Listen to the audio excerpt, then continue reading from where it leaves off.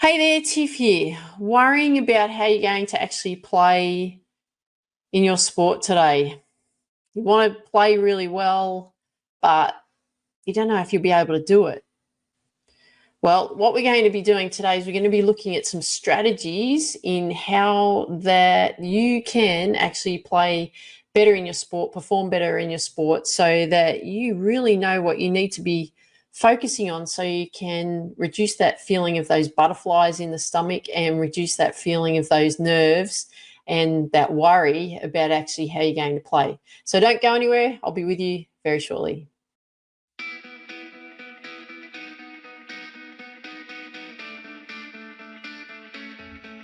Hey there, Tiff here. Welcome to Ambition Habits. So lovely to have you here. You probably are wanting to know why you worry so much about why you want to play so well. Well, the first thing that you worry so much is because you actually care.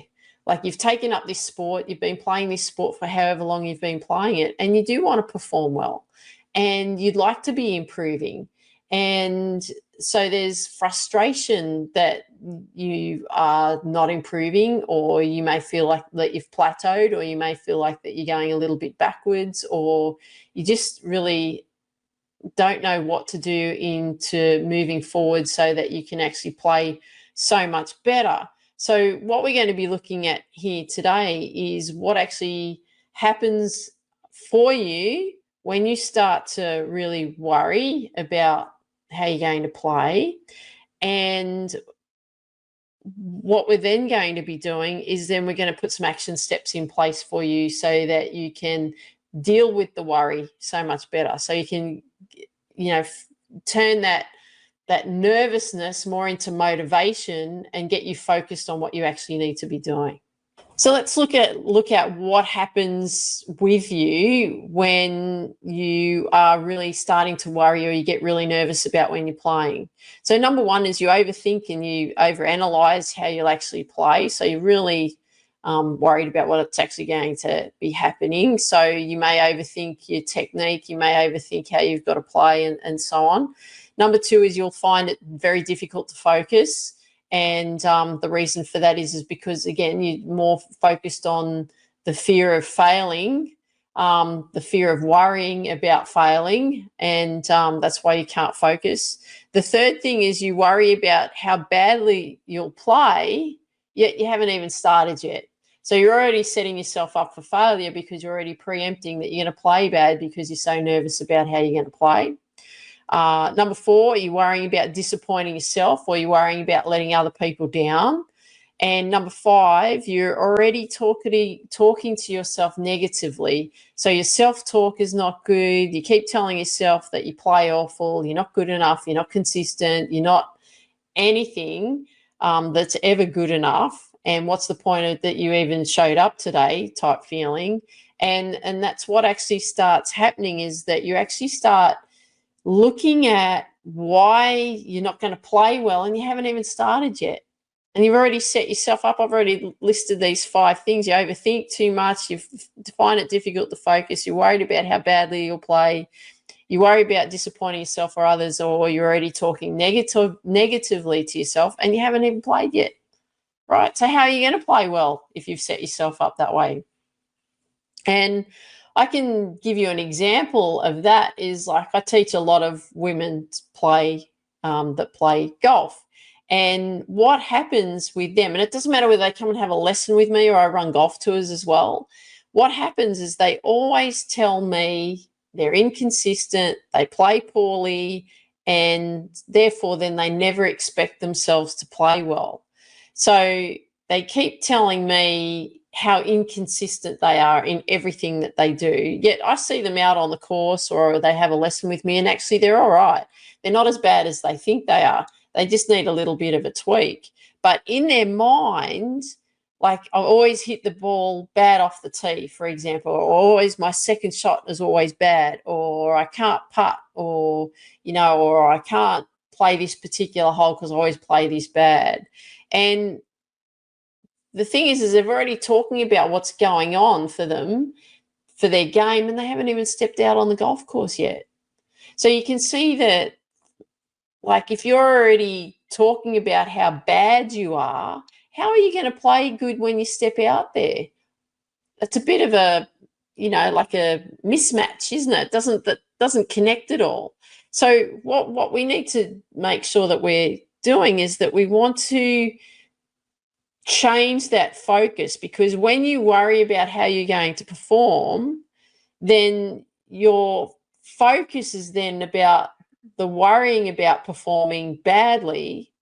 And then because you're worrying about performing badly and you're so worried about how you're feeling because you're so nervous, then you can't play well, because where's your focus been? Your focus has actually been on performing poorly, okay? Not doing actually what you're would like to do, not performing the way that you would like to perform. You are worried about the result rather than what you actually need to be focusing on.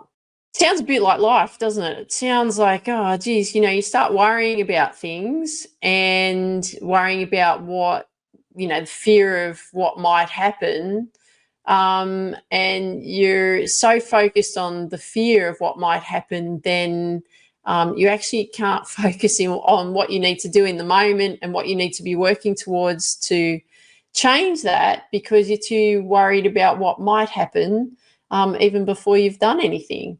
So there's a lot of great analogies in sport and life, because I find, like, how you are in, one thing, for example, your sport, you tend to apply the same methodology around what you do in life as well. So now what we're going to be doing is we're going to be looking at some action steps on what you can do to start turning these nerves into more motivational steps, so that you're focusing on what you need to be doing and preparing for, rather than worrying about how you're actually going to perform in your sport. So action step number one is to utilize positive self-talk. So what does that mean? Well, that actually means talking to yourself better, right? I can play sport. I can play my sport. I am good at what I do. I am getting better every single day I step onto the court. I am such a great tee shot player. I have a fantastic serve. Whatever that self-talk needs to be, I believe in me, right? You want to be starting to set yourself up with positive self-talk. Now, I have done an episode on positive self-affirmations around sport. So if you haven't heard that, it's a few episodes ago now. And there's actually a episode where all I'm doing is, that you can listen to each day, is all I'm doing is I'm reading out some sports affirmations for you that you can listen to with some lovely background music. It only takes a few minutes. But what you want to be doing is you want to be utilizing positive self-talk, right? So you want to be talking yourself into performing better in your sport. I don't want you to be thinking that you've got to get a particular score, but I want you to be talking yourself on how, like, you can perform better in your skill. Like, I've got a better serve, or my serve is getting better every time I hit the ball, or I am increasing my consistency in my second shot out on the fairway, whatever it is, right? So you want to make sure that you're using positive self-talk. Number two, the second thing what we want to do is we actually want to set a process goal of what you want to focus on. So really what that is I find, like, with process goals, it's something around, like, you could track something. And again, I'm going to go back to the golf, because obviously I teach a lot of golf, but a great thing in golf, for example, if you wanted to improve your tee shots, well, why don't you start tracking whether your tee shot finishes on the fairway or not on each hole? Right, so you go out there and you play your 18 holes, and you might find that there's 14 par fours and fives. We'll disregard the par threes. The par three is about you hitting on the green, but we could talk about the fairway, and you have to hit your ball on the fairway. So if you get it on the fairway, you give it a tick. If you don't get it on the fairway, you give it a cross, right? Again, you're just tracking it and you're getting some feedback. You could do that with your serves, in the sense of You know, every serve that you focus on, you're just going to hit down the center line for that particular match, for example. You're just going to focus on center line serves no matter what. And that will give you an indication of how you're performing, or you're going to serve to that person's backhand on every serve, right? So you want to set something up where you're got something in place where you can just focus on tracking something that's going to help you focus better on what you need to be doing, like the skill at hand, versus worrying about how you're actually going to perform when you're playing. Now, the third thing, action step number 3, is what we want to do is we want to create a pre-game routine. So a pre-game routine is things that you can do to prepare for your game in leading up to you actually playing your game. So some things that you could be thinking about is breathing exercises, like I was talking about then in a previous episode, about doing some breathing exercises. That would be a really good one. Preparing your food, what kind of food you're going to take with you, what kind of clothing you're going to wear, what drinks you're going to take with you. Do you need specific drinks that you take? Do you need some water? Do you need some hydration, some electrolytes? What type of food do you actually need to be taking? Do you need to take protein bars, protein shakes, stuff to nibble on throughout your matches?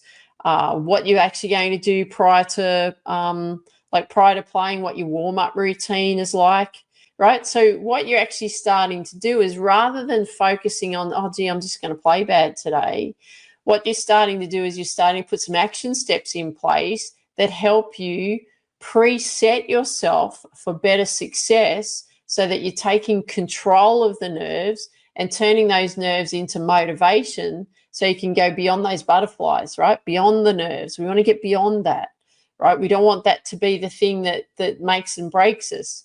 So as a reminder, the action steps for you to deal with this nervousness, to deal with this worry, great strategies that you can use before you're starting a game is, number 1, utilize positive self-talk. Number 2, set a process goal. So it's something that you really want to focus on. And number 3, create a pre-game routine. And why do you think those action steps are so important? Because what it is doing is it's resetting your focus, and it's actually giving you that control. You're actually taking over control of what you're going to be doing, versus reacting in that fear. Okay, so we want to take control of what we need to do in moving forward. So I hope you enjoyed today's episode. Love it if you could leave a comment down below wherever you heard this episode. I'd love to hear that feedback from you. And before you go, do you want to boost your confidence and start playing smarter in your sport with confidence? You want to perform better with consistency? Then get your 3 steps to self-confidence with the HAS formula. So you want to harness your strengths and build resilience. You want to activate positive self-talk and mindset. And you want to sustain confidence throughout improving your mental and physical skills throughout your performance when you're playing. So if you'd like a copy of the 3 steps to self-confidence, make sure you go to my website, tiffany-micah.com. Love to see you there. And for right now, I want you to dream big, believe in you, go after dreams. Take care. Talk soon. Bye for now.